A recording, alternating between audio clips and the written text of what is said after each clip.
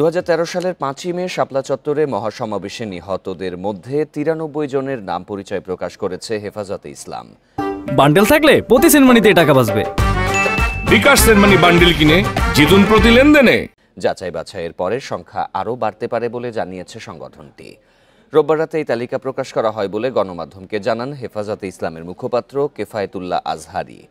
এর আগে ২০২৪ সালে ৬১ জনের নিহতের একটি তালিকা প্রকাশ করেছিল মানবাধিকার সংগঠন অধিকার। এছাড়া বিবিসির অনুসন্ধানে বলা হয় ২০১৩ সালের ৫ ও ৬ মে সহিংসতায় অন্তত ৫৮ জন নিহত হয়েছেন। ব্লগারদের বিরুদ্ধে ধর্ম অবমাননার অভিযোগ ও নারী নীতির বিরোধিতা সহ ১৩ দফা দাবিতে শাপলা চত্বরে মহাসমাবেশ করে হেফাজতে ইসলাম।